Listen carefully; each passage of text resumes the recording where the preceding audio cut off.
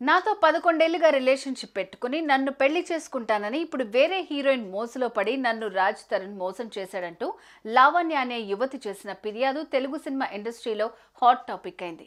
ఓ cinema హీరోగా రాజ్ తరుణ్ చాలా మందికి తెలుసు. అయితే తాజాగా తెర మీదకి వచ్చిన ఈ లావణ్య ఎవరు? ఆమెకు రాజ్ తరుణ్‌కు పరిచయం ఎలా అయ్యింది? క్లుప్తంగా తెలుసుకుందాం.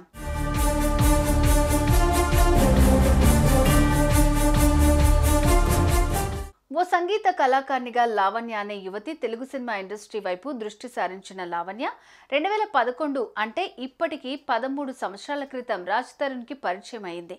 సినిమాల్లో అవకాశాలను వెతుక్కుంటూ హైదరాబాద్ చేరుకున్న రాజ్ తరుణ్ మొదట్లో కొన్ని షార్ట్ ఫిల్మ్స్లో కూడా నటించారు. ఎంపీసీ బైపీసీ విద్యార్థులకి ఒక వరం సీఏ సీఎంఏ కోర్సులు. సీఏ సీఎంఏ చదివే విద్యార్థుల్లో 40% మంది ఎంపీసీ మరియు బైపీసీ విద్యార్థులే. Master minds. ఇద్దరిది ఒకే లక్ష్యం కాబట్టి, ఎంటర్టైన్మెంట్ రంగంలో కలిసి సాగుతున్నారు కాబట్టి వారి మధ్య స్నేహం మరింత బలపడింది. ఆ సమయంలో రాజ్ తరుణ్‌కు లావణ్య బాగానే సహాయపడింది. అలా వారి స్నేహం పెరిగి పెద్దదైంది. ఆ స్నేహమే ఇద్దరిని ఒకటి చేసింది. అది సహజీవనంగా మారిందని, ఆ తర్వాత తమిద్దరికి గుడిలో పెళ్లైందని లావణ్య అంటోంది. ఇక్కడ విషయం గుర్తు చేసుకోవాలి. కొంతకాలం క్రిందట వరలక్ష్మి టిఫిన్స్ అనే హోటల్ ఓనర్ మీద డ్రగ్స్ కేసు నమోదైంది. ఆ కేసులో లావణ్య పేరు అప్పుడు గట్టిగానే వినపడింది. అయితే ఆ కేసులో ఆధారాలేవీ లభించకపోవడంతో ఆమె ఆ కేసు నుంచి బయటపడింది.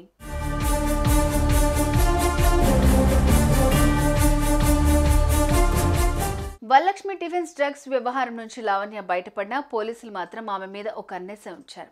ఆ క్రమంలోనే ఆమె ఓ రోజు బస్సులో ఎక్కే సమయంలో నార్సింగి పోలీసులు ఆమెను అదుపులోకి తీసుకున్నారు.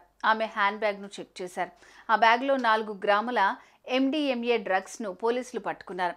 విచారణలో ఉనిత్ రెడ్డి అనే వ్యక్తి ఆ డ్రగ్స్ను గోవా నుంచి తీసుకొచ్చి తనకిచ్చినట్లుగా లావణ్య పోలీసులకు వెల్లడించింది. ఆ తర్వాత ఉనిత్ రెడ్డిని కూడా పోలీసులు అరెస్ట్ చేశారు.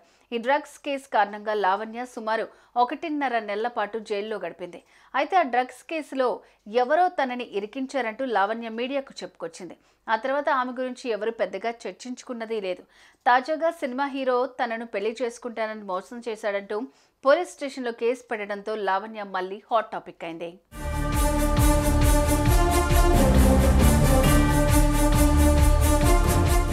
ఆవిడతోని రిలేషన్షిప్లో ఒకప్పుడు ఉన్న మాట నిజమండి, అస్సలు అబద్ధం కాదు. ఉన్న 2017 తర్వాత 16-17 తర్వాత నుంచి మా ఇద్దరికి ఎటువంటి శారీరక సంబంధం కానీ ఏమీ లేదండి. నేను ఒకటే భయపడింది ఏంటంటే, నా ఇండస్ట్రీలో రెప్యుటేషన్, అంటే ఇంత కష్టపడి సినిమాలు చేసుకొని ఒక స్థాయికి వచ్చిన రెప్యుటేషన్ ఎక్కడ దెబ్బతింటుంది ఏంటి. అండ్ ఆమె ఎప్పుడు కూడా దానికి బెదిరిస్తూ ఉండేది, ఇచ్చేస్తూ ఉండేది. సో పచ్చిగా చెప్పాలంటే మూసుకొని కూర్చున్నానండి, రెప్యుటేషన్ ఎక్కడ దెబ్బతింటుందని భయంతో. అది నిజం. ఇప్పుడు ఇంకా దెబ్బతిన్నాం లేదండి, మీ అందరికీ తెలుసు జరిగింది. నేను కూడా ఇప్పుడు నేను ఆమెతో లీగల్గానే నేను ఫైట్ చేస్తానండి ఖచ్చితంగా. ఇప్పుడు ఆమె వెళ్ళి కంప్లైంట్ ఇచ్చింది కదా, అందులో ఎంత మీరు ఖచ్చితంగా మీరందరూ మీడియా వాళ్ళు మీ అందరికీ తెలుస్తుంది, ఈజీగా తెలిసిపోద్ది మీకు. మీరు ఎంక్వైరీ చేయడం అనేది మీకు 5 నిమిషాల పని. మీరు ఎంక్వైరీ చేస్తే మీకే అర్థమవుతుంది నిజమేంటి అనేది. నేనైతే లీగల్గానే ఫైట్ చేస్తానండి. మొత్తానికి కేసు నమోదైంది. పోలీసులు విచారణ ప్రారంభించారు. అయితే లావణ్యతో తనకు 11 ఏళ్ల నుంచి పరిచయం ఉన్నమాట నిజమేనని రాజ్ తరుణ్ అంగీకరించారు. అయితే అది కేవలం పరిచయమే తప్ప తమ మధ్య ఎటువంటి శారీరక సంబంధం లేదంటూ కూడా వివరించాడు. తనతో ఆమెకు పెళ్లైందని చెప్పడం శుద్ధ అబద్ధం అంటూ తేల్చేశాడు.